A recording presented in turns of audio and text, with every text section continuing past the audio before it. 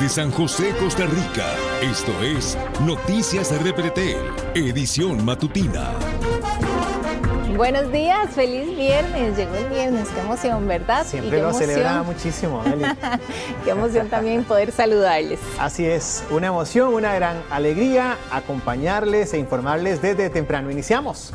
El juicio por el femicidio de Nadia Peraza Espinosa iniciará este próximo lunes en los tribunales de justicia de Heredia. Sin embargo, el juzgado penal de esa provincia no ha logrado dar con 6 testigos que deben presentarse a este debate judicial. La familia de la víctima hace un llamado a las personas que deben rendir testimonio para que se pongan a la orden del juzgado respectivo lo más pronto posible, debido a que los testimonios son sumamente importantes para esta causa. Ustedes han visto de pronto que hay barrios o comunidades donde hay muchos vehículos abandonados. Bueno, parece que no es casualidad, sino que el objetivo es precisamente dificultar las intervenciones policiales. Las comunidades como María Reina y la 25 de Julio en Atillo, en San José, fueron intervenidas por la Policía Municipal precisamente porque las bandas colocaron carros en desuso con esa finalidad. Tras realizar los procesos respectivos, la Policía Municipal procedió a retirarlos, una acción que se llevó a cabo en otros municipios también del país. Y hoy viernes se van a definir las medidas cautelares contra el sospechoso de asesinar a Carol Emidia Arroyo Barrantes en Palmares.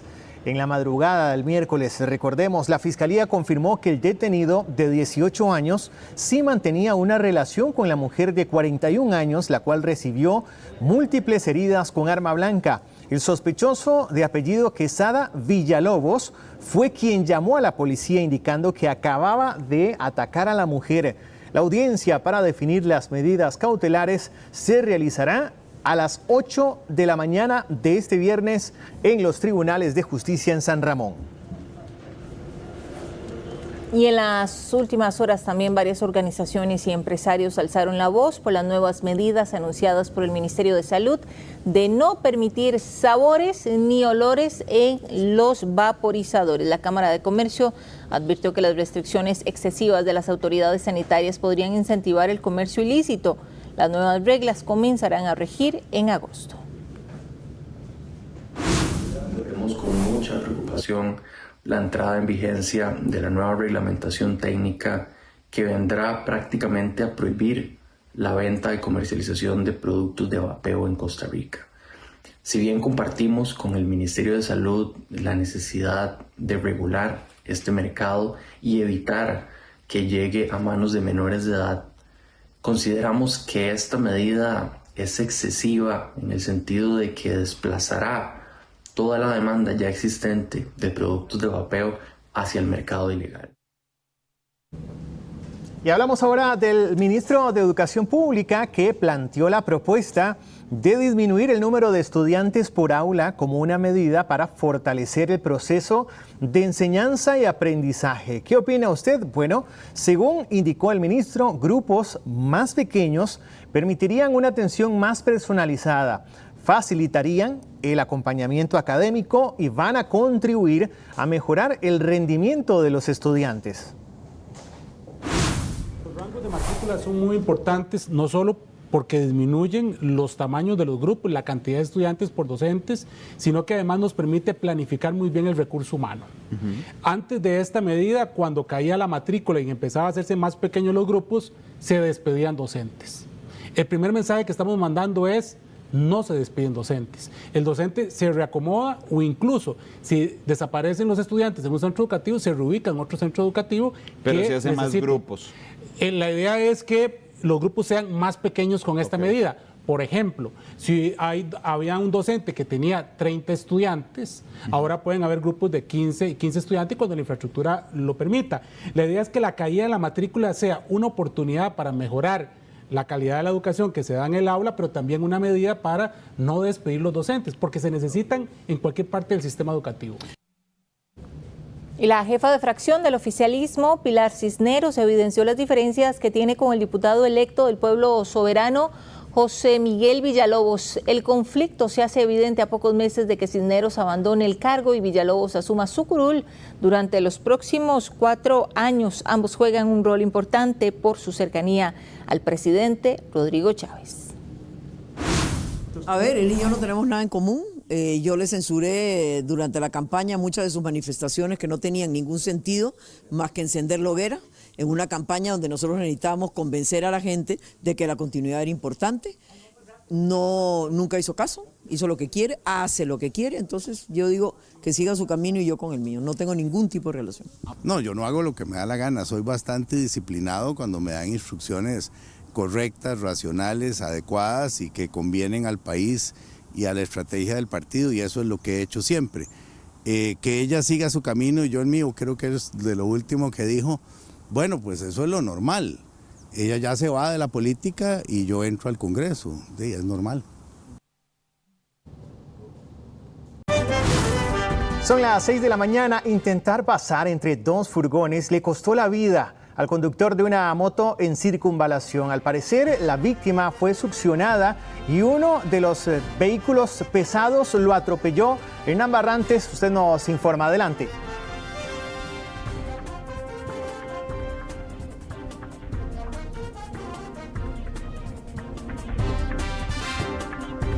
Bueno, tienen ustedes allí el video que capta parte de este lamentable accidente de tránsito que dejó como resultado el fallecimiento de este motociclista tras intentar aparentemente adelantar a 2 furgones y quedó atrapado en medio de los mismos vehículos pesados que circulaban en ese momento por la carretera de circunvalación. Este accidente que estamos observando ocurrió precisamente en sentido Zapote hacia la rotonda de la Y.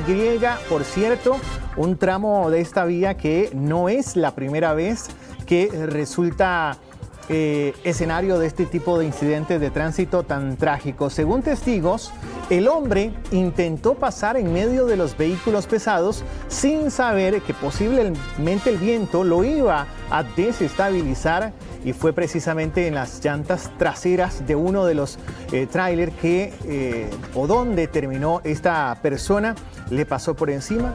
Ahí tienen ustedes el video. Pero para ampliar detalles, ahora sí, ya estamos listos con nuestro compañero Hernán Barrantes. Adelante. Así es, Roberto, pues una situación bastante lamentable y vamos a ver las imágenes del momento exacto en el que se da este lamentable percance que cobra la vida de un motociclista, uno más que pierde la vida en carretera.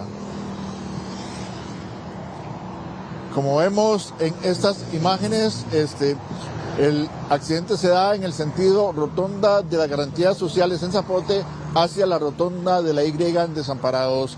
El motociclista, la víctima, transita por en medio de los 2 carriles justo en el momento que van pasando 2 furgones y aparentemente el fenómeno de succión que generan bajo los contenedores lo hacen perder el equilibrio, cae y lamentablemente uno de los vehículos pesados lo atropella. Él es auxiliado, como vemos en estas imágenes captadas por una cámara de seguridad, por varias de las personas que estaban cerca, que presenciaron el percance y, sin embargo, al momento que llega el personal de la Cruz Roja Costarricense al sitio, pues es declarado sin vida. Y es que los accidentes en carretera ya han cobrado muchas vidas en el país, son más de 60 ya registradas hasta la fecha y mayoritariamente las víctimas son motociclistas. Para que usted se dé una idea, según el reporte del Ministerio de Obras Públicas y Transportes, durante el mes de enero se reportaron 59 muertes de personas en carretera por diferentes accidentes. Principalmente el 64% de ellos viajaban en motocicleta, ya sea como conductores o como acompañantes. Son 32 los motorizados que perdieron la vida durante el mes de enero y lo que es este mes de febrero del 2026 ya llevamos al menos 10 más según el registro de las autoridades. Así que pues una vez más el llamado que hacen las autoridades a los conductores de motocicleta a conducir con precaución y a no realizar este tipo de maniobras, sobre todo con vehículos pesados, ya que generan este fenómeno de succión debido a la velocidad a la que se desplazan y también a la gran cantidad de aire que generan bajo el vehículo y hace perder el control a los motociclistas y en muchos casos como en este que vemos en imágenes lamentablemente fallece. Incluso personas que presenciaron el accidente así detallan de que fue que el conductor de la moto pierde el control y cae y en ese momento es atropellado por uno de los vehículos pesados. Venía caminando con mi perrito, siempre lo saco todas las noches y a quizás 20 metros de donde sucedió el accidente venían dos trailers y aparentemente lo succionó el movimiento de los trailers y pues sucedió lo que sucedió. Él ingresó en medio de los trailers y la succión fue todo. Se fue para un lado y ahí quedó. Precaución es lo que recomiendan las autoridades para evitar los accidentes en carretera y respetar la señalización vial y los límites de velocidad. Y mucha fuerza para la familia de esta persona. Gracias, Hernán.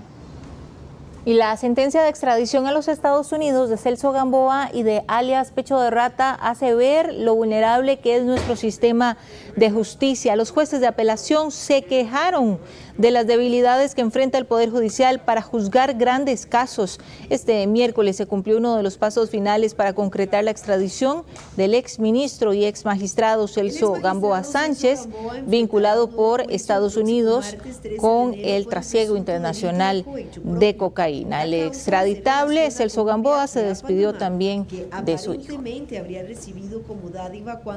A un hombre en San Antonio de Escazú le cayó esta carreta cargada de heno encima. Vean ustedes, la Cruz Roja tuvo que atender al hombre, quien fue trasladado luego en condición amarilla hasta el servicio de emergencias del Hospital San Juan de Dios. Varias personas llegaron al sitio a ayudar e intentar mover el vehículo que quedó totalmente volcado. La policía municipal también resguardó la escena en tanto se atendía a esta persona afectada. Y la caída de un terraplén en la ruta 32 en el sector de Río Hondo de Siquirres tapó los 4 carriles de la carretera. Se tuvo que cerrar el paso desde horas de la noche por el riesgo de nuevos derrumbes y también para indagar si habían vehículos y personas atrapadas. Maquinaria se trasladó desde anoche al lugar para mover el deslizamiento y habilitar el paso lo antes posible. Agregar, Melissa, al respecto que la Cruz Roja está informando en este momento que se descartan personas atrapadas y además la ruta ya fue habilitada. Al llegar al lugar tenemos un terraplén de grandes magnitudes que abarca los 4 carriles.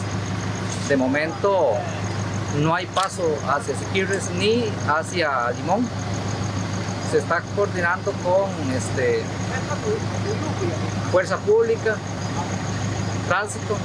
Sí, hace mucho tiempo pasó algo similar, que es más, gracias a Dios esta vez no llegó. Aquí estamos al frente, atrás de mí en la casa de mi prima, y esa vez yo vi cuando este derrumbe se vino y yo logré poderle gritar a ella que estábamos hablando por teléfono, corra, porque se vino la montaña, y ella logró correr, pero todo entró hasta su casa, que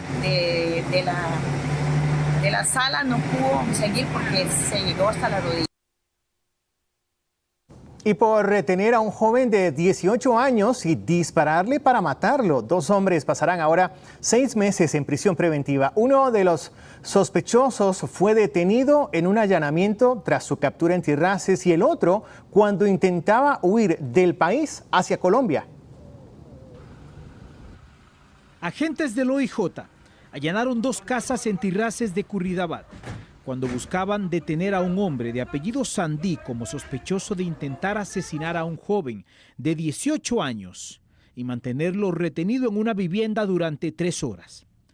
Luego, lo sacaron de la casa y en vía pública le dispararon en varias ocasiones y lo impactaron para luego darse a la fuga. A la víctima la atendieron en un hospital y logró sobrevivir. Esto se da en el marco de las pugnas territoriales en los sectores sur de San José. Situación que ha llevado hoy 26 asesinatos en San José, de los 80 que tiene el país este 2026. A raíz de esto hemos venido trabajando muy fuertemente con el Ministerio de Seguridad Pública, con la Fuerza Pública propiamente, para tratar de desacelerar un poco la violencia. Es así como el pasado martes, en un allanamiento detuvimos a un sujeto conocido con el alias de Pou, de apellido Urriago y de 27 años. El mismo se le dictó prisión preventiva y estaba vinculado con un homicidio ocurrido en diciembre donde fallece un masculino. En las últimas horas trascendió la captura de otro sospechoso involucrado en ese mismo hecho y que pretendía salir del país. Los Churros y los Lara son parte de las bandas que se disputan los territorios en el sector de Tirraces. El día de ayer también detuvimos a otra persona con unas características muy significativas debido a que este es conocido con el alias de Mongo y podríamos decir que es el segundo a bordo del grupo de los Churros. Fue detenido en el aeropuerto cuando pretendía salir del país hacia Colombia. Importante porque este sujeto lo estamos relacionando con una privación de libertad, con una tentativa de homicidio ocurrida también en estos días, un sujeto con un perfil bastante violento y al cual le dieron prisión preventiva. Estamos trabajando muy fuertemente para seguir generando detenciones en todo este sector de la capital por la pugna de lucha y territorios. En ambos casos, el OIJ logró que a los involucrados les impusieran prisión preventiva. Y el OIJ emitió un informe luego de analizar más de 3.000 mensajes de texto y audio acerca de las denuncias presentadas en contra del director de ese mismo organismo, Randall Zúñiga. El informe tuvo como base más de 3.000 mensajes de texto de distintas redes sociales como Facebook, TikTok y hasta Snapchat. Los agentes de la sección especializada de violencia de género seleccionaron la información relevante para la causa en contra del director del organismo por los delitos de divulgación de secretos en su modalidad agravada, violación de datos personales y abuso de autoridad. Por un lado, entre las pruebas recabadas figuran material audiovisual de las giras que realizaba Zúñiga a diferentes partes del país, como oficinas judiciales, reuniones gerenciales, graduaciones de agentes y hasta cumpleaños. También de actividades protocolarias en distintas embajadas, como la de Estados Unidos, Corea y hasta a nivel internacional. Pero a su vez, detectaron pantallazos con ubicación en tiempo real de allanamientos, detenciones y cuerpos de personas fallecidas por homicidios. La parte administrativa debemos recordar que ellos solo fungen como testigos dentro del procedimiento. Es un procedimiento administrativo disciplinario.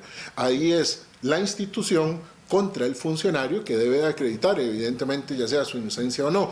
Y la administración lo que debe acreditar es que efectivamente el funcionario haya cometido la falta o las faltas que se le estén indilgando en ese momento. En este caso, nuestras representadas única y exclusivamente serían una testigo más. Esta evidencia será sometida al análisis de la Fiscalía de Género, que está llevando el caso para su valoración. Asimismo, servirá para las pesquisas que realiza la Inspección Judicial, por las cuales Zúñiga se encuentra suspendido de su cargo hace 4 meses y por 3 meses más, mientras los inspectores finalizan la investigación y envían a los magistrados su recomendación, la cual puede ser el despido o que permanezca en su cargo.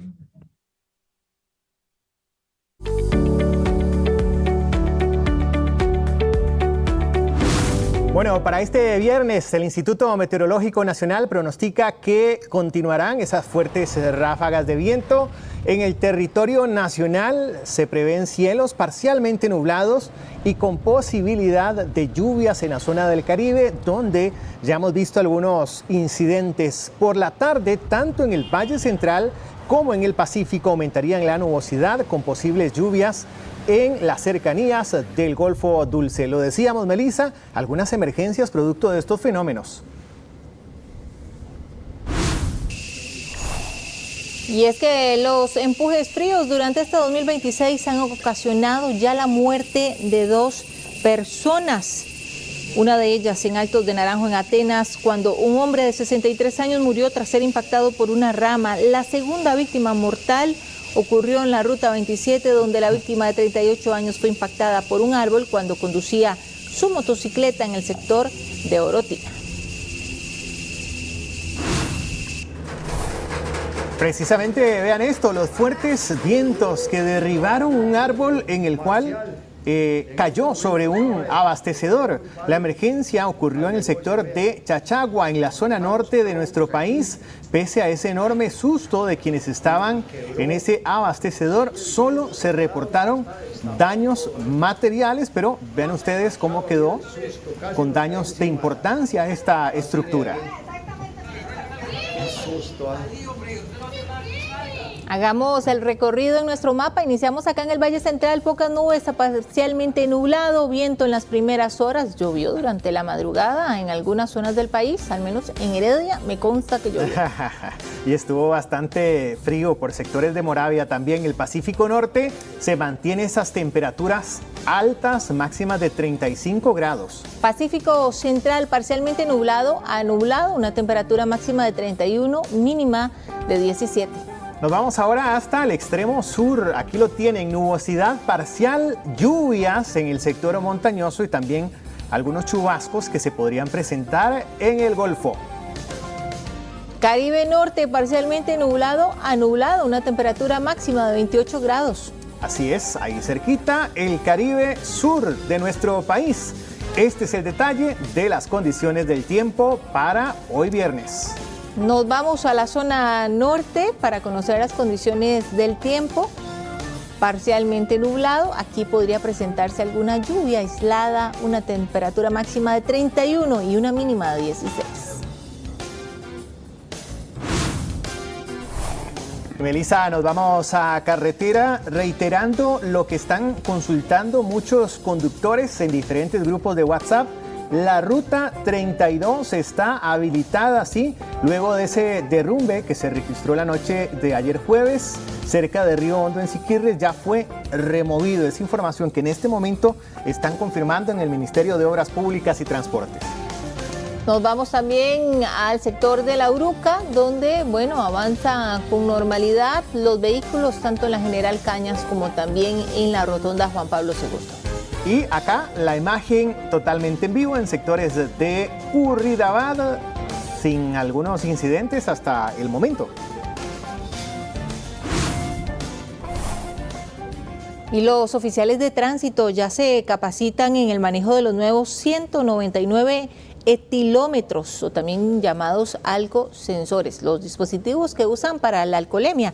Bueno, esa tecnología es necesaria para generar la prueba técnica contra quienes conducen bajo los efectos del alcohol. Serán vitales para la temporada alta de Semana Santa y las labores operativas regulares. Se trató de una inversión de más de 249 millones de colones. Y la Policía de Tránsito aboga a que los nuevos manuales de educación vial podrían ayudar a bajar los índices de accidentabilidad en el país. En el mes de marzo saldrían a la venta los nuevos manuales de educación vial para conductores que tienen vehículo particular y motocicleta. Precisamente la Policía de Tránsito espera que con esos manuales los usuarios aprendan a respetar la carretera, a no cometer tantas imprudencias y a amar la vida. Para sacar licencia de conducir de motocicleta ya hay un manual específico para eso. Creemos que eso viene a ayudarnos con el tema de las muertes en carretera. El tema de educación vial en carretera, eso es un tema ahí que se las trae. El tema de consejos también para los conductores y lo que se quiere realmente es eso, tratar de bajar las muertes en carretera. Los manuales fueron desarrollados con el objetivo de brindar una capacitación y evaluación más precisa según el tipo de vehículo que la persona requiera conducir, ya sea automóvil o motocicleta, permitiendo evaluar de mejor manera las destrezas, habilidades y conocimientos básicos necesarios. Los accidentes se empiezan a dar una vez que los conductores agarran confianza. En el proceso de que están aprendiendo a manejar, difícilmente van a tener un accidente. Los accidentes se empiezan a dar cuando ya empiezan a agarrar esa confianza. Por ejemplo, los motorizados que saben que saliendo de su casa su trabajo dura 30 minutos y yendo sin hacer imprudencias, digo yo, pero un día les cogió tarde y apresuraron y se dieron cuenta que llegaron 25 minutos. Entonces ellos dicen, no, ya me programo, yo puedo llegar en 25, pero esos 5 minutos de más lo que hace es que empiezan a generar imprudencias en carretera. Los nuevos manuales incluirán preguntas de práctica, por lo que resulta innecesario adquirir cuestionarios o material no oficial. Un joven de 27 años y de apellido Torres fue detenido por agentes del organismo de investigación judicial luego de esto que estamos viendo, el allanamiento a su casa en el sector de Virricito, en Paraíso, provincia de Cartago. Una serie de denuncias anónimas ingresadas durante el mes de enero anterior permitieron realizar la investigación que culminó con la captura de este sospechoso. A Torres se le relaciona con la venta, al parecer, de droga tipo crack y marihuana en la modalidad de narcomenudeo. El sospechoso permanece ahora a la orden de las autoridades de la Fiscalía. Oficiales de policía encuentran al sujeto subido en un árbol. Ahí está el sujeto subido en un árbol, estaba escondido, por eso no lo habían encontrado. El relato precisamente de quien lo graba. Bueno, es que así intentó un sujeto escapar de la policía que le daba seguimiento luego de que se robara una motocicleta. Según se conoció el sujeto al verse perseguido, bueno, lo que hizo fue dejar la moto minutos antes e ingresar a una propiedad y subirse al árbol para ocultarse ahí. Sin embargo, los oficiales, con la ayuda de focos, lograron ubicarlo y lo capturaron. Esto ocurrió en el sector conocido como La Manudita, en Guásimo, en Limón. Y ojo con esta emergencia que ocurrió en el sector de Pital de San Carlos. Un vecino de esa comunidad, quien se encontraba de paseo en Bebedero de Cañas, Guanacaste, más bien, está desaparecido desde la tarde de este jueves al naufragar la panga en la que pescaba junto a otras 2 personas. Quienes lo acompañaban lograron salir por sus medios, mientras que el sancarleño no lo consiguió. Al parecer, no sabía nadar. Personal de la Cruz Roja, Fuerza Pública y también vecinos de la comunidad se sumaron a la búsqueda, pero sin resultados positivos. El operativo se retomará precisamente la mañana de este miércoles. Venir a pescar aquí siempre venía y no sé por qué le pasó esto. Esta tragedia es muy duro para ellos, para las amistades y para mi hijo, que mi hijo dice que me llamó hoy llorando, mami, se ahogó mi amiguito que me daba apoyo, me daba mi víveres, me daba lo que yo pudiera. Él decía cuando tenía la necesidad, él le daba comidita. Cuando él llegaba, le decía, Anderson, ¿quieres comida? Aquí te vamos a dar un víveres. Cuando el pan se llevó, los chiquitos, él le daba apoyo. ¿Qué nos hicieron por los niños? Él le daba juguetes para diciembre y todo, y a la nuera mía también le ayudaban mucho. Y el negocio de la marihuana ya no solo se mueve en la ciudad, ahora también se produce en comunidades rurales donde el aislamiento, por supuesto, se convierte en aliado de las estructuras criminales. Un operativo en Peñas Blancas de San Ramón dejó al descubierto esta modalidad. La producción, venta y distribución de marihuana ya no se concentran únicamente en ciudades del país o en las zonas céntricas. Ahora estructuras criminales están trasladando sus operaciones hacia comunidades rurales, donde el bajo perfil y la geografía juegan a su favor. En distritos alejados, propiedades privadas están siendo utilizadas para instalar centros clandestinos de cultivo, donde no solo siembran la planta, sino también que la procesan y la preparan para su venta, tal como estaba sucediendo en el distrito de Peñas Blancas del cantón de San Ramón, donde en apariencia una estructura estaba utilizando una propiedad como vivero para el cultivo y la venta de marihuana. Por esa razón, la Policía de Control de Drogas allanó la propiedad, detuvo a 2 hombres con amplio expediente judicial, decomisó 422 plantas de marihuana, 89 gramos de capullos, fertilizantes y herramientas que fueron utilizados en el cultivo. En el proceso del allanamiento logramos detener a 2 personas que están siendo investigadas por este delito, pero que además de esto también presentaban órdenes de captura con presentación ante las autoridades judiciales.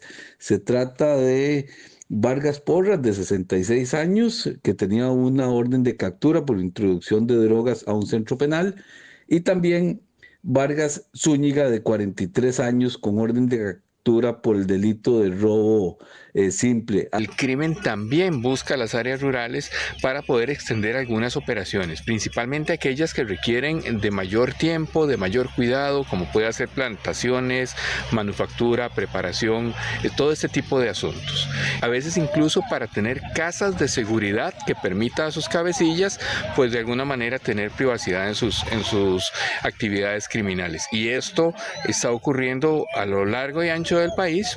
Los expertos añaden que este tipo de estructuras son organizaciones medianas que operan con discreción hasta que son denunciados por el impacto negativo que generan en las comunidades. Recordemos que hay muchos grupos criminales que tienen mucha disponibilidad de dinero, que hay mucho presupuesto y que pueden invertirlo en este tipo de expansión de sus operaciones y comprando activos como propiedades que además involucran en el mismo negocio. Ahora existen otras bandas también que buscan nuevos mercados y migran hacia las zonas rurales, como lo que estaba sucediendo en las zonas lejanas del centro de Cartago, que producto del narcomenudeo se desató una ola de violencia en Tucurrique, Pejivalle, entre otros puntos. Las estructuras criminales van buscando el lucro, lo económico.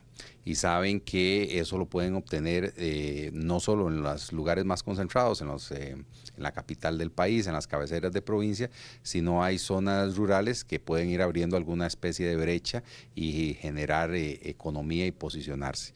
La expansión de estas bandas son un riesgo para comunidades que históricamente han estado alejadas de este tipo de dinámicas criminales. Hoy el problema ya no distingue entre ciudad y campo.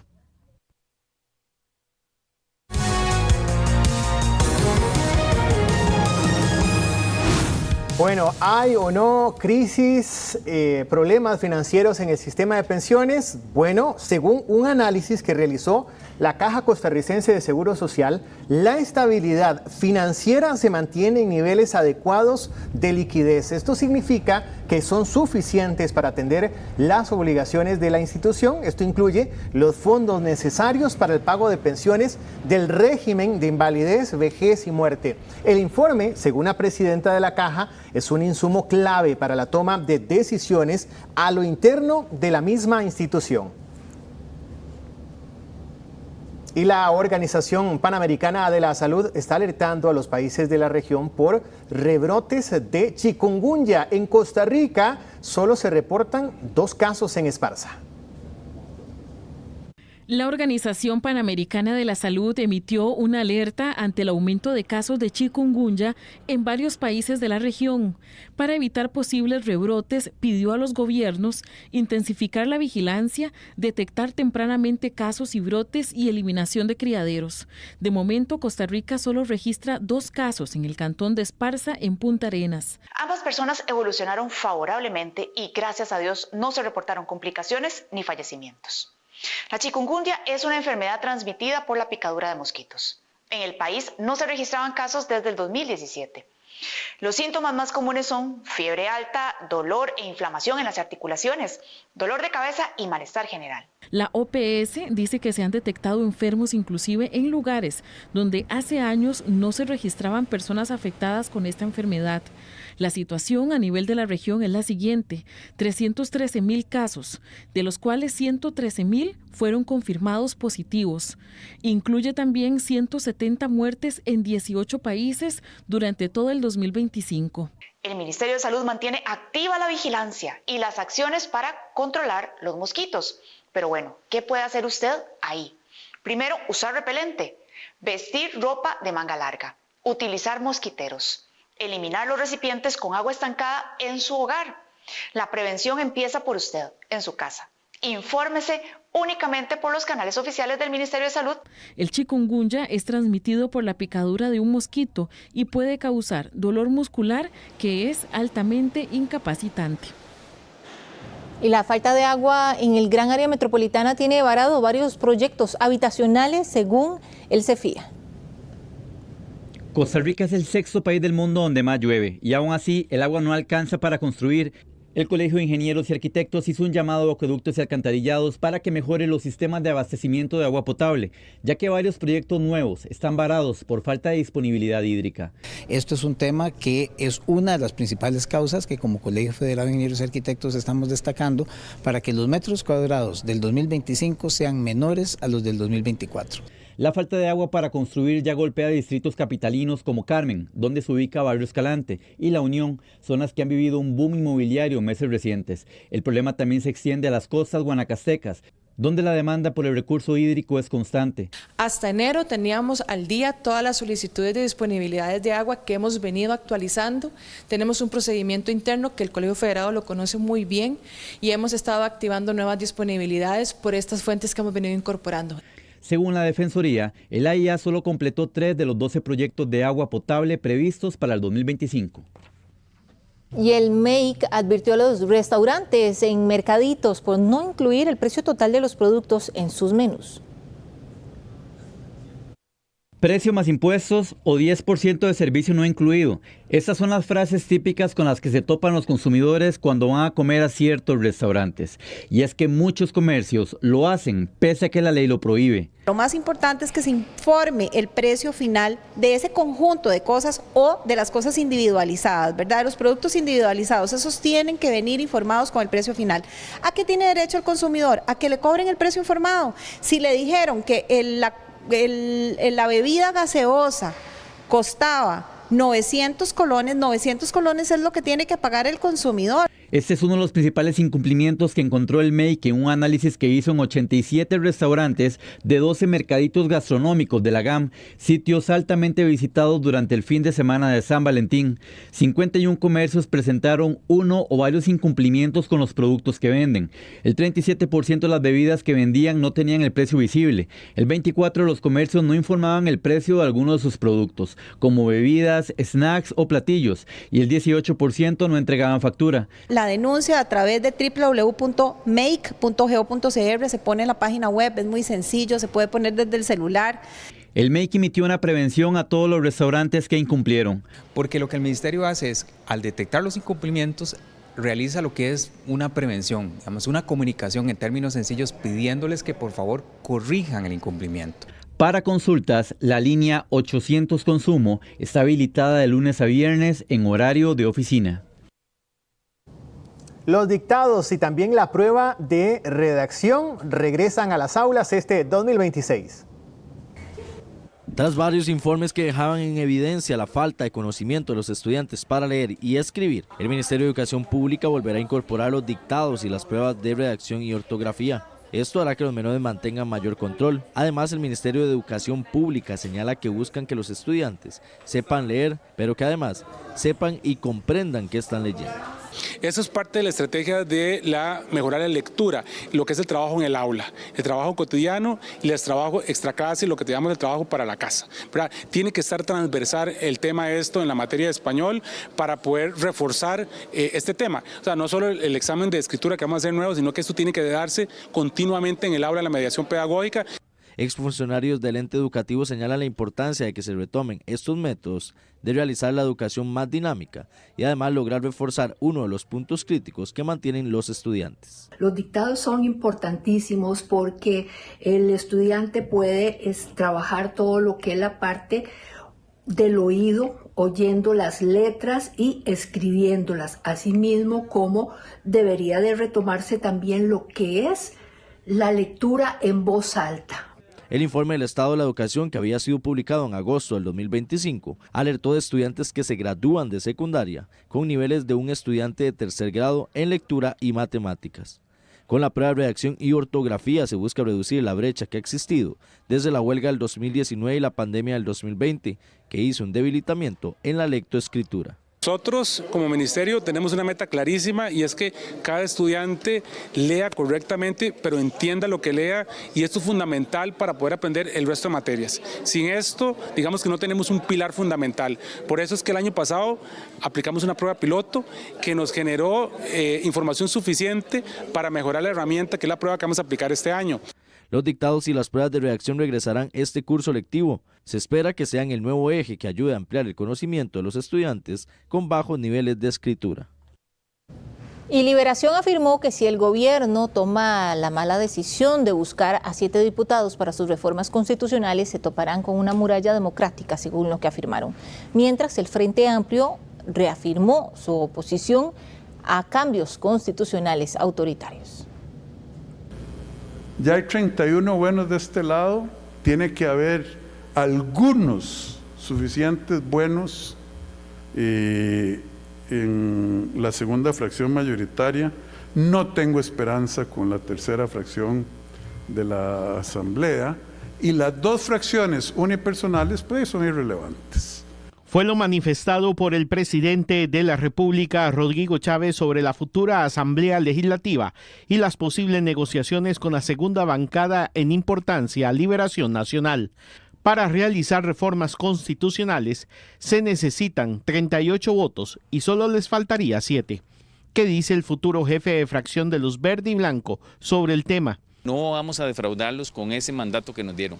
A nosotros nos dieron un mandato muy claro. Vamos a defender la democracia, vamos a defender la libertad, y nuestros 17 diputadas y diputados vamos a estar en esa batalla. Si el gobierno toma la mala decisión de ir en ese callejón sin salida, se van a topar una muralla de contención democrática, y esa muralla tiene nombre y apellido y se llama Liberación Nacional. Chávez descartó la posibilidad con el Frente Amplio y las bancadas unipersonales. Es positivo que el presidente Chávez tenga claro que para hacer chanchullos, para manosear la Constitución, para abusar del poder y concentrar el poder, no va a contar con la fracción del Frente Amplio. Eso, por supuesto, es halagador para nosotros, que desde ahora él tenga claro que para esas matráfulas no cuenta con el Frente Amplio, porque la fracción del Frente Amplio va a ser y va a seguir siendo, una fracción cohesionada, unida y clara. Las fracciones se encuentran en constantes reuniones para ir definiendo sus labores a partir del próximo 1 de mayo. Y las iglesias católicas celebrarán la próxima semana el miércoles de ceniza. Tomen en cuenta que además la Catedral Metropolitana por primera vez estará ofreciendo misas desde las 5 de la mañana. El miércoles de ceniza marca el inicio de la Cuaresma, que es el tiempo de preparación antes de la Semana Santa. Este acto religioso se celebrará el próximo 18 de febrero, con misas muy temprano en la Catedral Metropolitana en San José. Tome nota porque estas serán los horarios de las misas: a las 5 de la mañana, a las 6:30 de la mañana, 8 de la mañana, también a las 11, a las 4 de la tarde, 6 de la tarde y 7:30 de la noche. Sí, este año a las 5 de la mañana va a ser la primera misa. Es el primer año que se pone este horario para facilitarle a todas aquellas personas que por razones laborales o otras citas médicas se les dificulta este día, que puedan aprovechar. La mayoría de los templos ya quemaron las palmas. De las palmas se extrae la ceniza para celebrar este acto religioso que simboliza arrepentimiento, conversión y reflexión. Se mantiene hasta el momento, si el señor arzobispo no dispone otra cosa, para que el gesto sea más significativo de colocarlo sobre las cabezas, porque la Sagrada Escritura así nos dice que es el signo, que la gente se colocaba la ceniza sobre la cabeza, y así iniciamos ese tiempo de reconciliación. El miércoles 18 la iglesia invita a la oración y a la penitencia.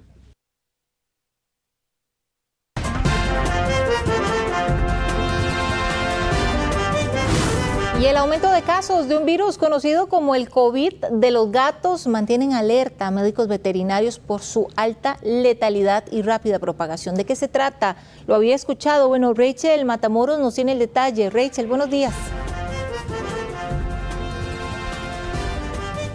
En efecto, se trata de panleucopenia felina, así se llama este virus que está afectando mayoritariamente a los gatos que son más cachorritos, y que incluso se ha hecho un aumento de casos y de brotes en varios países de América Latina, donde incluso las autoridades también realizaron y aplicaron una alerta sanitaria para varios de estos países, por ejemplo México y varias regiones de los Estados Unidos. Pero ¿de qué trata este virus? ¿Cómo puede afectar a los gatos? E incluso podría llegar acá a Costa Rica. Bueno, todos estos detalles lo ampliamos en la siguiente nota. Las autoridades sanitarias de distintos países de América Latina han encendido las alertas ante un aumento de casos de panleucopenia felina, un virus mortal para los gatos. Ya varios países como México, El Salvador y regiones de Estados Unidos están en alerta ante el brote de casos. Este virus también es conocido como el COVID, pero en gatos, más específicamente en aquellos de menor edad. Ante este panorama surge la preocupación. ¿Podría esta enfermedad llegar a Costa Rica? Pero sí, yo sí tengo entendido que sí se han detectado algunos casos con evidencia de este virus, poquitos, ¿verdad? No como para alarmar a la población, que son hasta anecdóticos, pero sí, no es como lo más común realmente, como te digo, no es lo más común. Este virus no es el principal virus que uno vaya a detectar, pero sí, definitivamente uno no puede decir en el país que no está, no podemos asegurar eso tajantemente, que no está.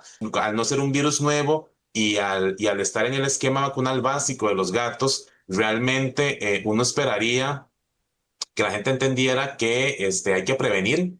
La infección altamente contagiosa representa un riesgo mayor para crías, gatos que no cuentan con un esquema de vacunación completo. Me va a atacar principalmente al sistema inmune del gatito y el sistema digestivo también. Entonces vamos a tener pacientes que, como su sistema inmune está muy disminuido, son propensos a infecciones secundarias de otros virus, otras bacterias, hongos y demás. Especialistas advierten que esta enfermedad es comparable al parvovirus canino por su agresividad y facilidad de transmisión. Ante esto se recomienda mantener el hogar limpio y desinfectado, evitar el contacto de gatitos menores de 6 meses con otros animales y al regresar del exterior cambiarse de ropa, zapatos y, de ser posible, bañarse antes de interactuar con la mascota. Debido a que el virus es tan resistente en los entornos, aunque usted me diga que su gatito, así sea adulto o cachorrito, lo que sea, no sale a la casa, uno lo puede transportar a la casa. ¿Cómo? En la ropa y sobre todo en los zapatos. No hay un tratamiento específico contra el virus. Realmente lo que uno puede ofrecer es una terapia de soporte, terapia fluidos, en algunos casos antibióticos, si lo amerita cada caso, ¿verdad? Los veterinarios insisten en la importancia de mantener al día el esquema de vacunación, reforzar las medidas de higiene y acudir de inmediato al especialista ante síntomas como vómitos, diarrea, fiebre, decaimiento o pérdida de apetito en la mascota.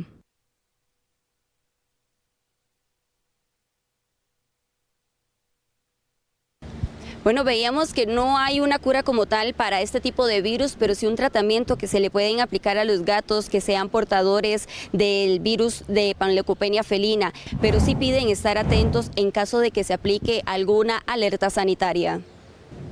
Qué peligroso. Muchísimas gracias, Rachel. Ojo con esto, 3 de cada 10 turistas que ingresaron al país por la vía aérea deciden regresar a Costa Rica al menos 6 veces en su vida. Un estudio global compartido por la plataforma Time Out sitúa a Costa Rica en el primer lugar de los países con mayor intención de revisita.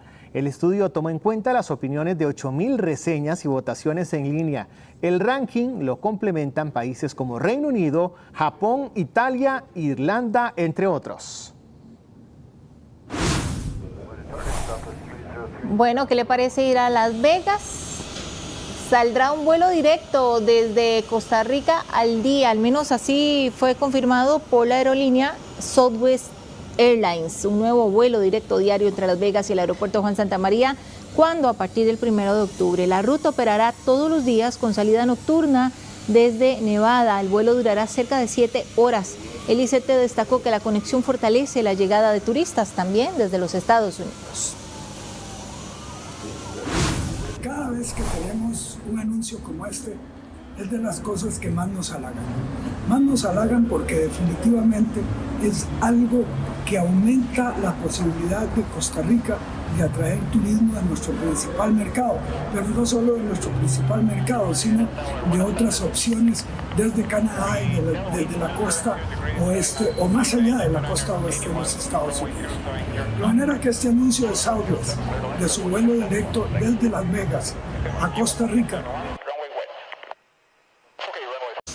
Qué interesante. Aquí en Costa Rica, con estos fríos, sentiría calor, más bien. Hacemos una pausa, ya regresamos con más.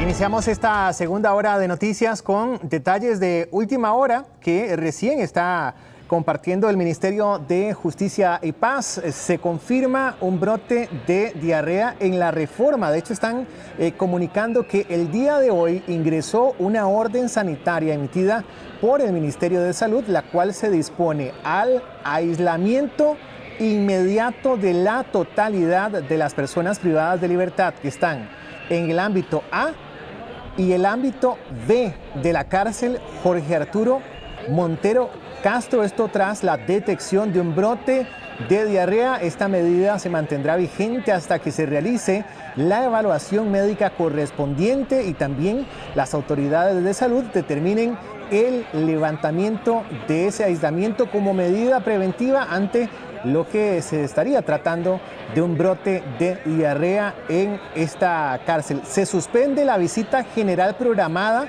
para el día domingo en estos ámbitos indicados. Se suspende además temporalmente las actividades grupales y además agregan que se van a suspender las visitas íntimas hasta nuevo aviso, de acuerdo al comunicado que en este momento está compartiendo el Ministerio de Justicia y Paz.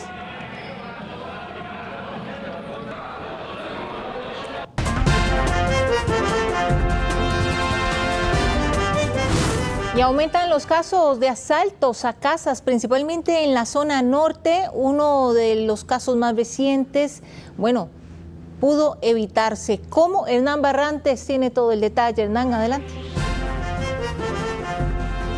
Melissa, es una situación que viene preocupando mucho a los vecinos de la zona norte, sobre todo a los vecinos de los cantones de San Carlos y Río Cuarto, donde se están generando estos incidentes. Muchos tentativas, a muchos intentos y otros que sí se han logrado concretar. El más reciente, vamos a mostrarle estas imágenes registradas por una cámara de seguridad que permitió frustrar el asalto a una de las viviendas en el sector de Río Cuarto. En las imágenes lo que observamos es el momento en el que los delincuentes, al menos 8 sujetos armados, interceptan al propietario de esta vivienda. Cuando iba ingresando, lo amarran de sus manos y lo mantienen retenido varios minutos, así como a su esposa y a un menor de edad que estaba presente en la vivienda. Afortunadamente, una casa vecina se percata de lo que estaba ocurriendo y de inmediato llaman al 911 y es así que se activa la fuerza pública. Cuando llegan las primeras unidades al lugar, los sujetos huyen por la parte posterior y se internan en una zona boscosa que colinda con el inmueble y hasta el momento no han sido ubicados. Según el reporte preliminar, los sujetos se habrían llevado algunas joyas y dinero en efectivo. No lograron llevarse todo el botín que pretendían, ya que estas personas incluso se llevan vehículos de las viviendas que asaltan. Sin embargo, la rápida respuesta de la fuerza pública evitó que se diera o que lograran su cometido y que se extendiera aún más el monto de lo robado. Afortunadamente, todos los ocupantes de la vivienda están con bien. Sin embargo, pues sí es preocupante la situación que se está dando y es que todo estaría ligado a una banda que está operando en esta zona, no solo en estos cantones que le mencionaba, sino también en el sector de Sarapiquí. Otro de los hechos recientes que también quedó registrado en video se dio en La Tigra, también en el cantón de San Carlos, donde estos sujetos que viajaban en este vehículo que vemos en imágenes intentan ingresar a una vivienda. Sin embargo, no pudieron forzar las cerraduras de los portones y debieron retirarse sin lograr su cometido. Es parte de la forma de operar de este grupo que está atacando en la zona norte y que está generando mucha preocupación entre los vecinos de San Carlos, principalmente, que es donde se han dado la mayor cantidad de eventos. Según el reporte de las autoridades, es importante mencionar que también hay otras modalidades que están utilizando y vamos a ver las siguientes imágenes registradas también por una cámara de seguridad donde este sujeto camina por las calles de San Carlos. Esta específicamente fue captada en el barrio San Antonio, en Ciudad Quesada, donde este sujeto simula que llega a una vivienda a buscar a una persona, incluso simula que está hablando por teléfono, empieza a verificar de que no haya movimiento dentro de la vivienda y cerca de él se encuentra un vehículo que es donde viaja viaja el resto de la banda. El objetivo, intentar abrir los portones, esta vez no lo consigue tampoco y se retira del lugar. Es parte de las modalidades que se están utilizando en San Carlos para cometer este tipo de robos y asaltos a viviendas, en algunos casos con mucha violencia, y esto es lo que más preocupa a la ciudadanía. Detrás de esta organización estaría el sujeto que le vamos a mostrar en la siguiente fotografía, quien es el líder de una de las principales bandas dedicadas a cometer este tipo de delitos, sobre todo los asaltos violentos a viviendas en la zona norte, y que en septiembre del año anterior logró burlar al organismo de investigación judicial. Se trata de un sujeto de apellido Sánchez, de 23 años, conocido con el alias de Agachado, y que, como les indicamos, en el mes de septiembre logró esquivar. En esa ocasión, específicamente el 16 de septiembre, las autoridades realizaron 4 allanamientos con la finalidad de intentar detener a este sujeto y a su cómplice de apellidos Ruiz, de 32 años. Sin embargo, ambos lograron escapar. En esa oportunidad, las autoridades del organismo de investigación judicial pretendían realizar un total de 8 allanamientos, estos en el cantón de Sarapiquí, que es donde radican estos sujetos, y que se movilizan hasta San Carlos y Río Cuarto a cometer los asaltos. Sin embargo, el juzgado penal solo les autorizó en ese momento 4 allanamientos, y esto permitió que este sujeto, alias Agachado, que es considerado sumamente violento, y su cómplice lograran escapar.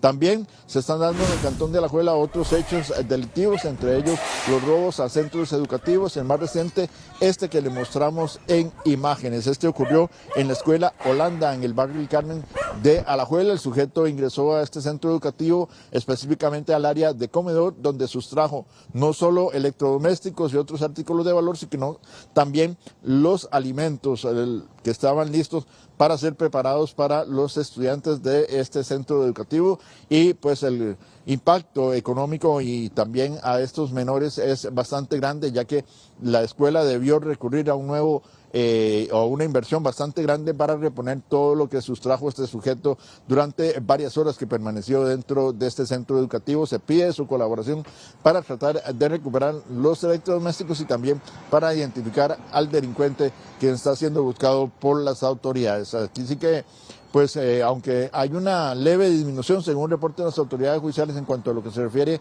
a delitos contra la propiedad durante este 2026, pues los que se siguen cometiendo pues son bastantes y generan mucho daño económico a las víctimas principalmente. Robar está mal, pero robar en las escuelas no hay palabras, Hernán. También en otros temas, la violencia cobra una nueva vida, lamentablemente, esta vez en la zona norte del país, Hernán.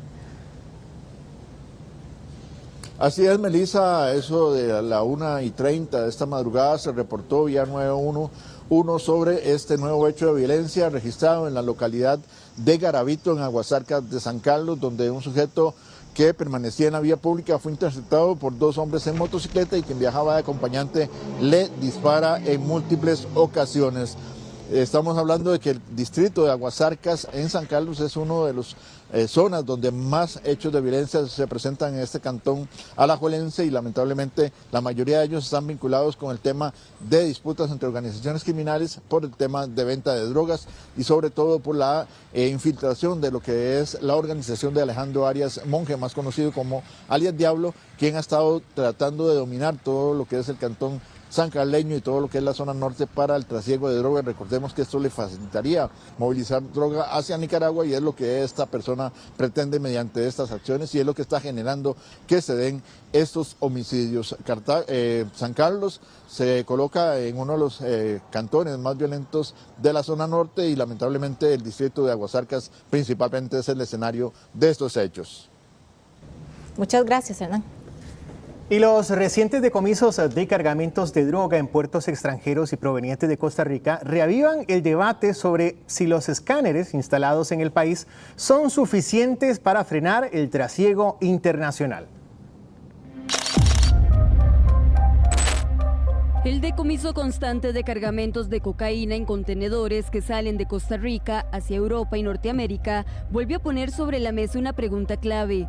¿Son suficientes los escáneres instalados en los puertos para frenar el trasiego de droga? Cada semana miles de contenedores salen de los principales puertos del país. Aunque los escáneres permiten aumentar la supervisión, no todos los contenedores son inspeccionados físicamente. No es la única, pero sí es muy importante porque prácticamente nos permite observar lo que hay dentro. Sin embargo, sabemos que también hay otras estrategias en otras presentaciones en que trafican la droga, no necesariamente en paquetes, también lo trasladan en líquidos, por ejemplo, y esto pues resulta complicado identificarlo a través de los escáneres. Los escáneres son manipulados por seres humanos y ya ahí tiene que haber una supervisión. Hay que revisar qué es lo que está fallando y corregirlo de inmediato. Y eso es lo que hay que hacer para no tener la mala imagen en esos países. Aunque existen estas herramientas, la revisión suele basarse en perfiles de riesgo.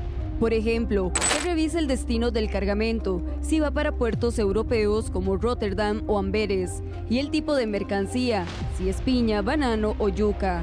El problema radica en que las organizaciones criminales han perfeccionado los métodos para contaminar los contenedores. Entonces lo que hay que hacer es coordinar o decirle a esos países, no pedirles ayuda. Es decirles, señores, ustedes tienen que poner aquí equipo detector para que no le llegue a sus países la cocaína, así de sencillo. No son favores, no es nada del otro mundo, pero si a ellos les interesa, van a tener eso. Pero veamos, los principales puntos que también tienen un mayor flujo de droga en el país son Punta Burica, el Golfo Dulce, Bahía Draque y el Triángulo de Osa.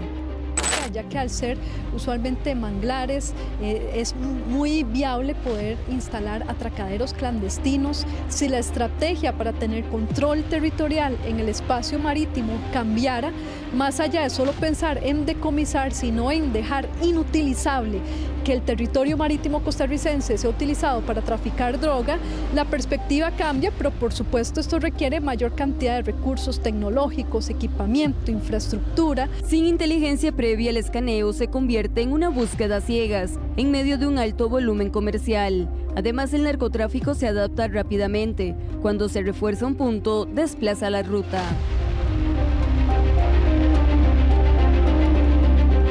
Costa Rica retrocedió en el combate a la corrupción en el último año, según un informe internacional. ¿Hay justicia para los corruptos en Costa Rica? Nuestro país bajó 2 puntos en el índice internacional de percepción de la corrupción en un año, mientras que países como Dinamarca, Finlandia y Singapur ostentan los primeros lugares en el mundo con notas por arriba de 80, como países libres de corrupción, y Sudán del Sur, Somalia y Venezuela, las notas más preocupantes. Nuestro país oscila en un puesto 46 de 182. Siempre que hay más concentración de poder, hay más riesgo, hay más peligro, hay más vulnerabilidades de que se abuse del poder por falta de contrapesos o por falta de controles, ¿verdad? Que le pongan un freno a personas que tal vez quieren hacer muchas cosas, ¿verdad? Pero si les dejamos la pista abierta para que vayan a 150, 200 por hora, ¿verdad? Cuando nos damos cuenta es que nos podemos estrellar y ya fue muy tarde. ¿Qué hicimos o qué dejamos de hacer? Para combatir la corrupción hay varias cosas pendientes. Una de ellas, cambiar la forma en que se financian los partidos políticos en campaña, pues expertos aseguran la manera actual tiene portillos para que el crimen organizado o dineros ilegales entren a los partidos y se terminen pagando como favores políticos, engendrando corrupción. Y no que los partidos tengan que estar buscando quién los financie para que luego el tribunal les reembolse el dinero. Eso hay que cambiarlo. Yo esperaría, se necesitan 38 votos en la asamblea, pero es de las cosas que hay que enfrentar para evitar de que se nos capturen las instituciones por parte de corruptos. Costa Rica está cansado de los grandes escándalos, pasan años de años y no sucede nada, ¿verdad? Al final no hay juicios, no hay condenados.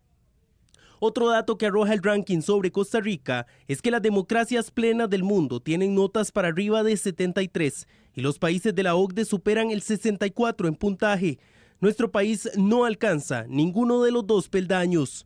En el 2019 se hizo una Estrategia Nacional de Integridad y Prevención de la Corrupción. Le preguntamos al Ministerio de Justicia y Paz qué avance ha tenido esta propuesta, sin embargo no respondieron. Analistas del Estado de la Justicia 2025, que también participaron en la formulación de esta estrategia, mencionaron que el abordaje de la impunidad y la prevención son parte de las medidas a tomar para combatir este problema. Solamente 7 de cada 100 casos que entraban relacionados con corrupción tenían una sentencia. El Ministerio Público y el OIJ no tienen suficientes capacidades de investigación para delitos tan complejos, ¿verdad? Son delitos que requieren, por ejemplo, informáticos, ¿verdad? Peritos informáticos, gente que rastree el dinero por todo el mundo, gente que abra computadoras, que abra celulares.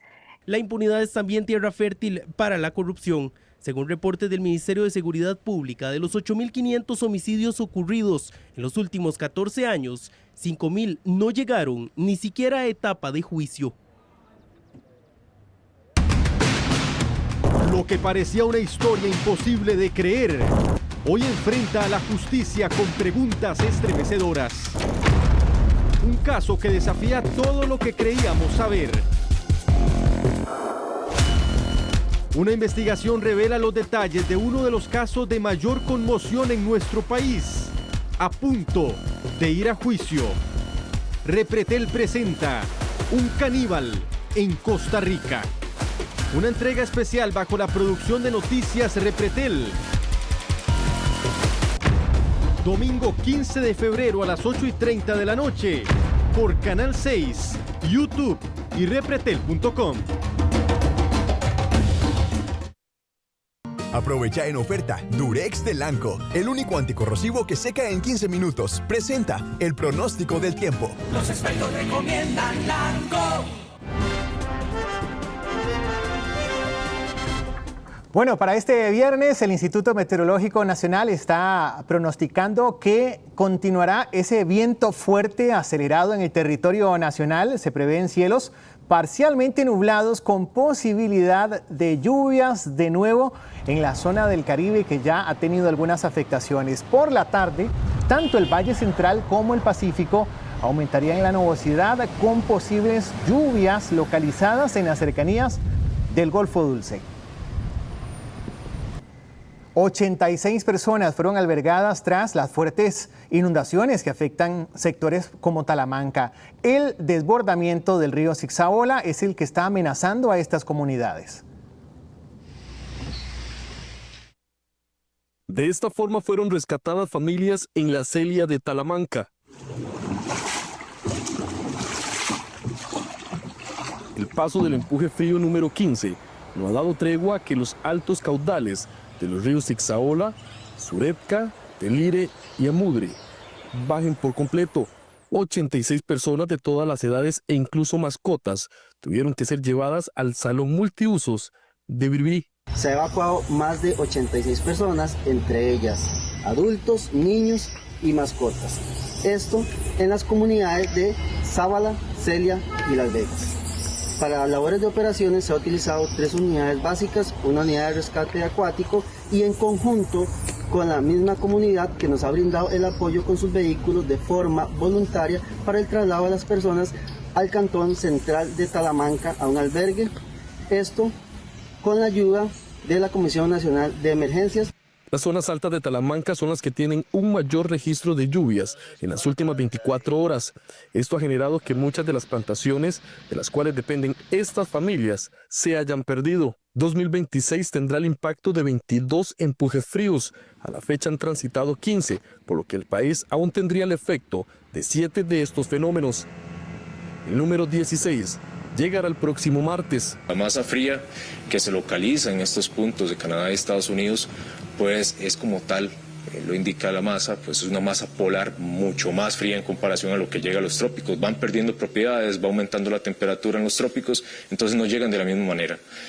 Son sistemas que pueden alcanzar en ocasiones esas masas frías el país, como fue inicio de febrero, en donde se presentaron temperaturas más bajas que el promedio, con el posicionamiento incluso de un frente frío en lo que fue el inicio de febrero sobre el país.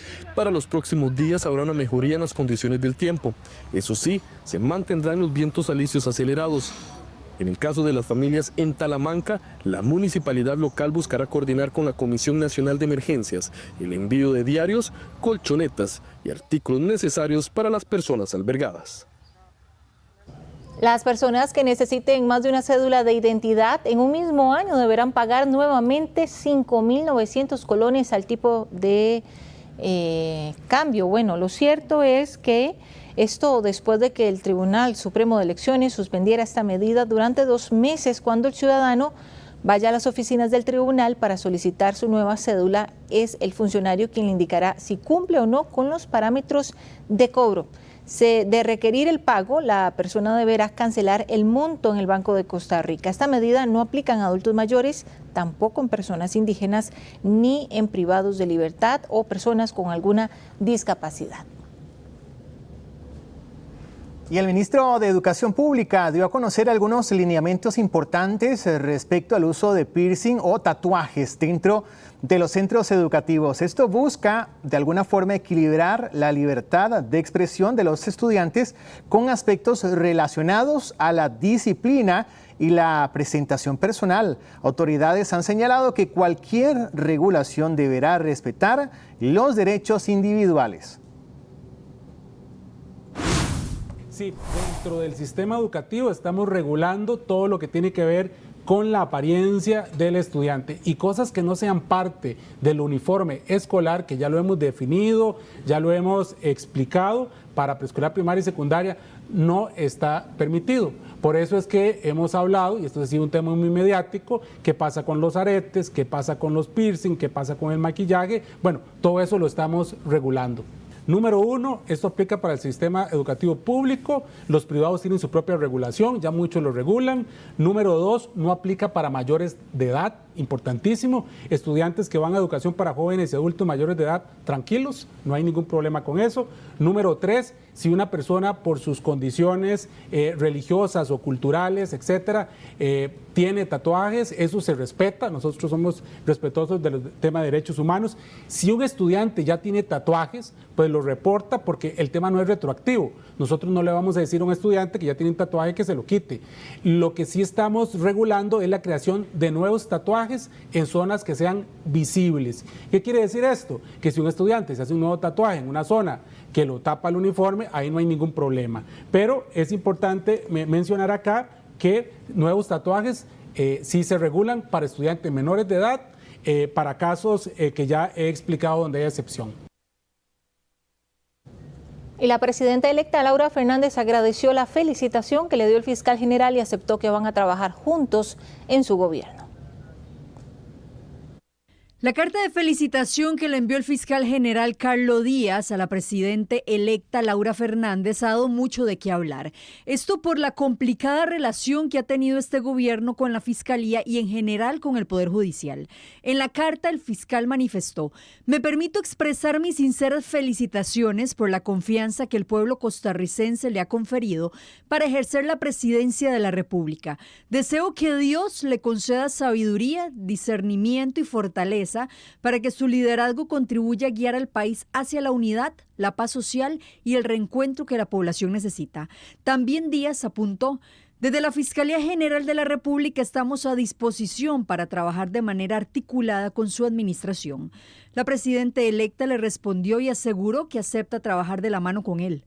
"Señor fiscal, yo también quiero trabajar con usted para que me explique ojalá qué es lo que pasa, que hay casos que se aceleran y otros que van a pasito de tortuga, porque también una cosa muy importante para mí, como la próxima presidenta de Costa Rica, es que absolutamente todos los costarricenses tengan los mismos derechos y los mismos procedimientos, y no puede ser que lo que es bueno para el ganso, como decimos en Esparza, no sea bueno para la gansa, porque hay casos atiborrándose en las oficinas judiciales con una mora de 600,000 expedientes.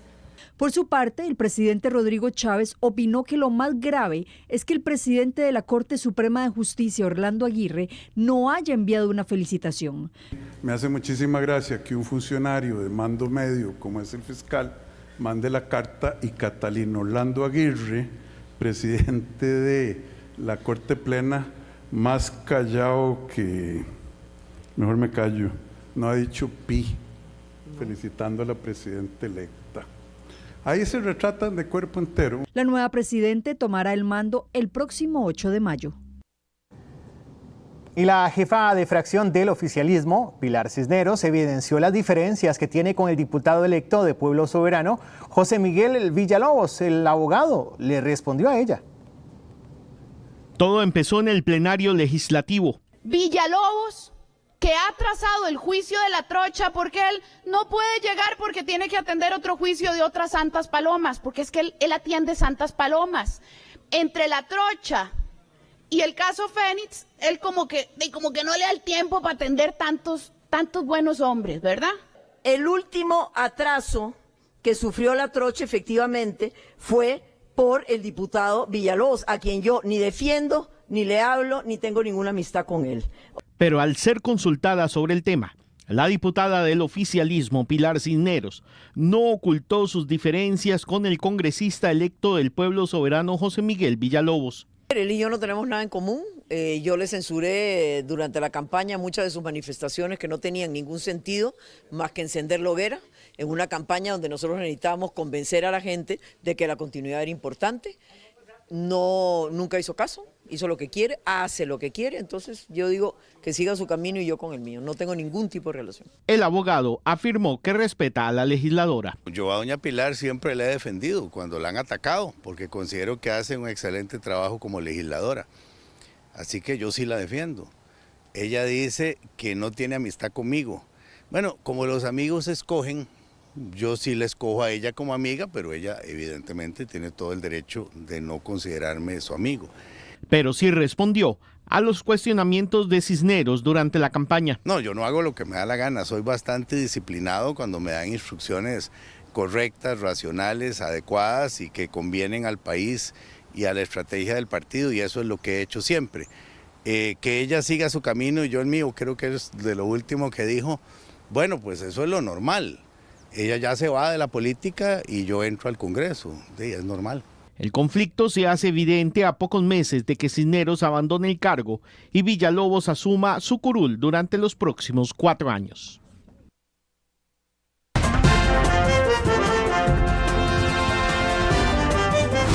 Y la SUPEN rechaza la devolución total del ROP, dice que afectaría a las personas en su vejez. Josué Vargas nos amplía.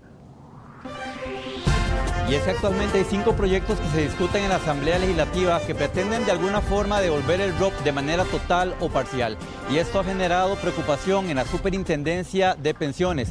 Según su jerarca, socavaría el sistema de pensiones y además, según él, implicaría un riesgo o desgaste en la calidad de vida de los pensionados a futuro si se les entrega el ROP de una vez. Cientos de pensionados cruzan los dedos para recibir el ROP en un solo tracto y así poder darle el gasto que desean. Porque son situaciones que estamos viviendo a diario los jubilados, que hay problemas de salud, que hay problemas de vivienda, que hay una serie de situaciones que aquejan. Actualmente hay 5 proyectos en la corriente legislativa para devolver el ROP de manera total y parcial, pero a la Superintendencia de Pensiones le preocupa. Socava la pensión futura de estos afiliados ya pensionados y abre un portillo futuro para tener iniciativas en la misma línea. El economista Leiner Vargas ve oportunidad para que alguno de estos proyectos se apruebe en favor de los afiliados. El ROP es un fondo de inversión individual. Cuando uno tiene un activo y lo saca del sistema, no se afecta el resto del activo de los demás pensionados o de los demás actores que están en el sistema. La SUPEN se sumará a una mesa de trabajo para consensuar. Vamos a esperar a ver cómo evoluciona este equipo de trabajo para tomar la dirección que corresponda. Según la SUPEN, un retiro anticipado del ROP implicaría una erogación de 1.200 billones de colones para 90.000 afiliados. A cada uno le correspondería en promedio 13 millones de colones. El jerarca anunció que se reunirá con los diputados, los que han propuesto estos proyectos, en las próximas semanas para buscar una mesa de diálogo y buscar la mejor alternativa con el fin de no afectar a los afiliados. Y es que el dólar cayó 9 colones esta semana y alcanzó su valor más bajo en 18 años. El colón sigue ganando fuerza frente al dólar, que experimentó una fuerte caída esta semana en Costa Rica. En el mercado mayorista, la semana arrancó en alrededor de 492 colones. Bajó 3 colones el martes, otros 3 colones el miércoles y este jueves otros 3 colones más, llegando a 483 colones, el valor más bajo en 18 años. En pocas palabras, esta disminución significa que hay más dólares en la economía costarricense. Nuestra economía se volvió más abierta, más productiva y más integrada al mundo. Esto hace que el valor del colón se comporte distinto como lo hacía antes, bajo otros regímenes. Hoy el país es más productivo en sectores modernos como la alta tecnología y los servicios basados en el conocimiento.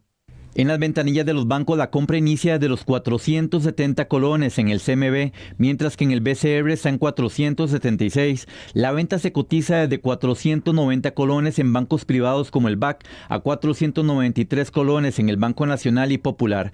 Pese a que el dólar está en niveles muy bajos, la SUGEF recomienda endeudarse solo en la moneda en que uno recibe sus ingresos. Si ustedes tienen ingresos en dólares, no hay ningún problema en que tomen créditos en dólares. Hay personas que ganan en esta moneda y por supuesto entonces más bien la moneda natural del endeudamiento para ellas es dólares. Un tipo de cambio bajo favorece a sectores de la economía como los importadores, los combustibles y a los viajeros costarricenses, pero encarece el país para los turistas extranjeros, estruja el poder de compra a los que ganan en dólares y resta competitividad al sector exportador.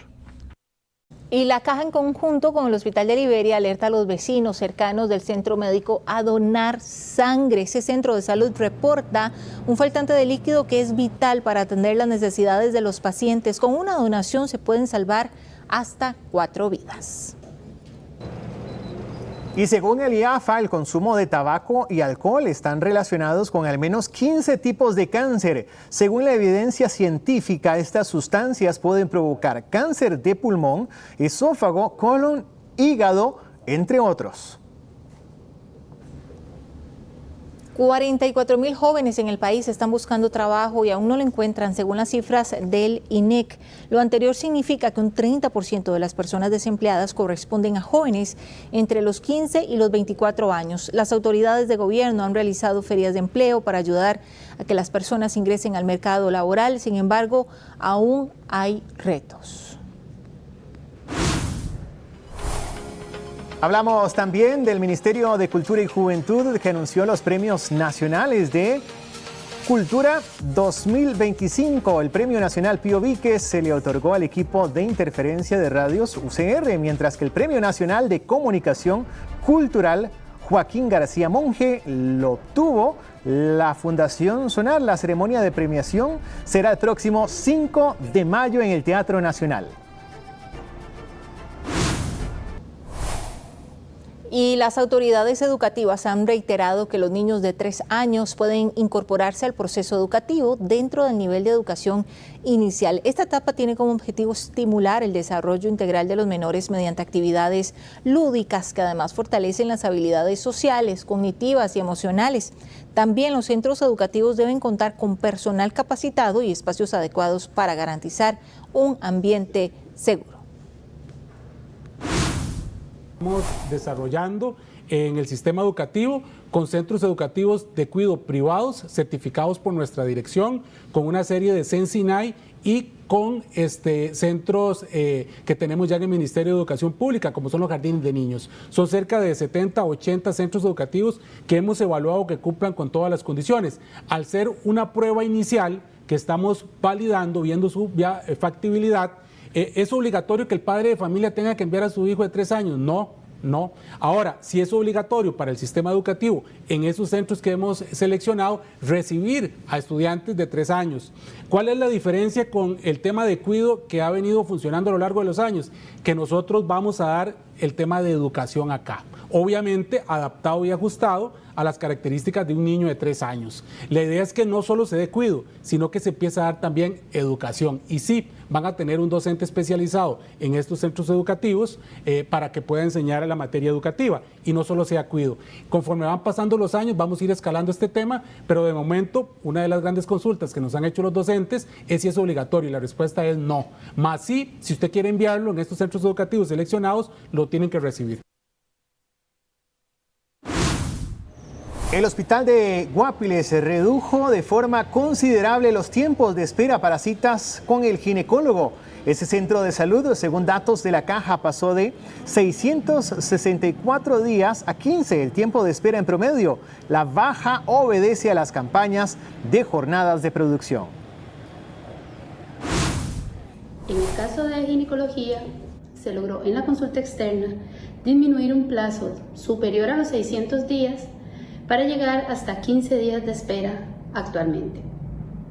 El mismo proceder, la misma estrategia, se pretende implementar en las especialidades de oftalmología, otorrinolaringología, en gastroscopía o endoscopía digestiva, alta y baja, con el objetivo de brindar la atención que la población merece.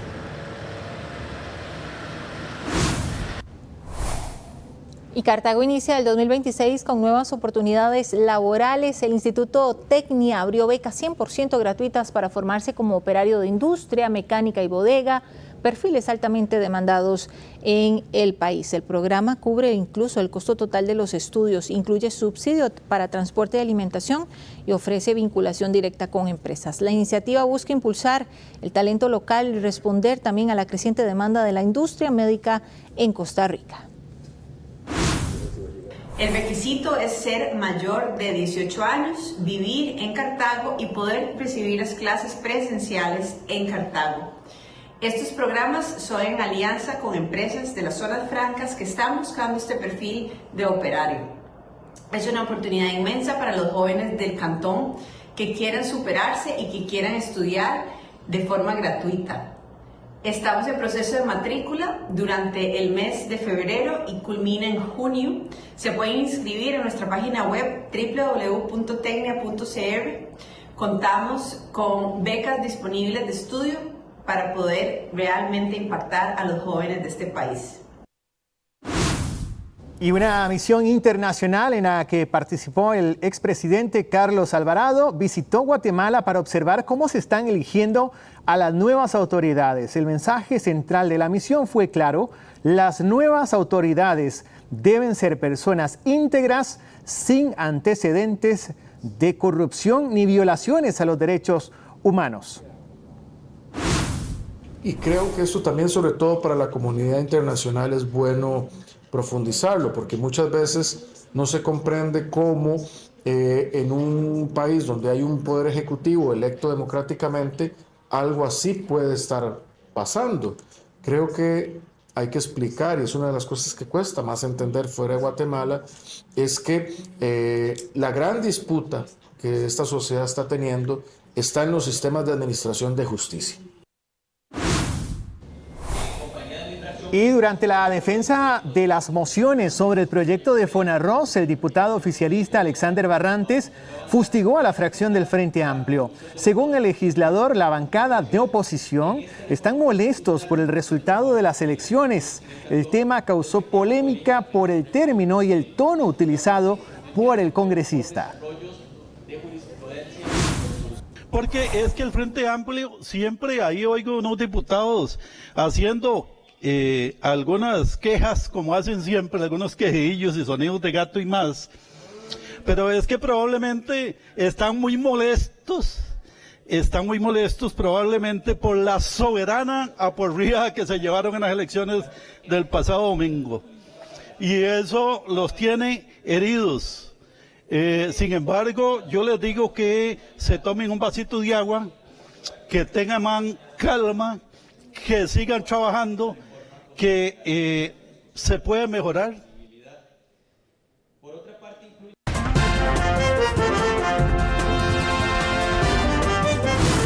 El arte de 50 artistas de diferentes partes de nuestro país está expuesto en Heredia durante todo este mes de febrero. Daniel Sosa se encuentra en el lugar y nos trae toda la información. Daniel. Hola, ¿qué tal? Buenos días. Nos venimos, como ustedes bien lo mencionaban, para el centro de la provincia de Heredia, específicamente para el Centro Cultural Omar Dengo, porque acá está expuesta una bellísima exposición de arte que refleja el trabajo de más de 50 artistas de diferentes partes de nuestro país. Artistas muy particulares porque se trata de adolescentes, jóvenes y adultos mayores que han realizado trabajos como este que vemos en pantalla en este momento. Nosotros conversamos con algunos de ellos para hablar sobre lo que representa ver sus obras acá expuestas en el Centro Cultural en la provincia de Heredia. Vamos a ver parte de lo que nos mencionaron y también abordar detalles por si usted gusta venir a ver esta bella exposición. El arte de más de 50 adolescentes, jóvenes y adultos mayores de diferentes zonas de nuestro país, usted lo puede apreciar en el Centro Cultural Omar Dengo en Heredia. Lo que vamos a encontrar acá son obras que se han realizado durante el año 2025, donde ellos expresan precisamente estos sentires a través de diferentes técnicas artísticas como el óleo, el acrílico, la tiza pastel, la pintura vitral, ¿verdad? Conocimos a algunos de los artistas detrás de estas obras para que nos contaran el proceso y lo que representa ver sus obras expuestas.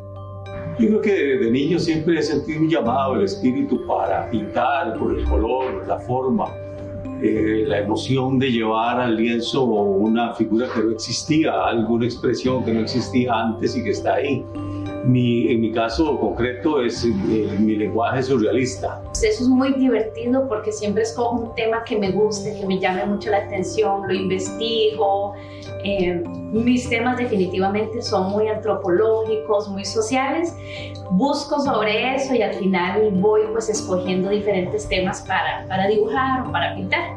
Las 80 obras realizadas por los artistas estarán expuestas durante todo el mes de febrero, en un horario de 8 de la mañana a 9 de la noche. Además, habrá diferentes presentaciones musicales y culturales, haciendo de esta exposición una fiesta de cultura y arte. Bueno, nos venimos ahora para otra de las salas acá en el Centro Cultural Omar Dengo. Esta es la sala de color, como lo vemos en estas obras que están acá bien representadas. Esta exposición de arte, detalle muy importante, está expuesta de lunes a sábado de 8 de la mañana a 9 de la noche, por si usted gusta darse la vueltita y de esta forma apoyar a estos más de 50 artistas jóvenes, adolescentes y adultos mayores de distintas partes de nuestro país. Un detalle muy importante, la entrada es gratuita para que usted se dé la vueltita y apoye viendo las diferentes obras acá en el Centro Cultural Omar Dengo. Muchas gracias, Dani. Nos despedimos, nos vemos a las 11:53 en punto, Canal 6, después de la novela, y los esperamos. Así es, como siempre, muchísimas gracias. De mi parte, feliz fin de semana.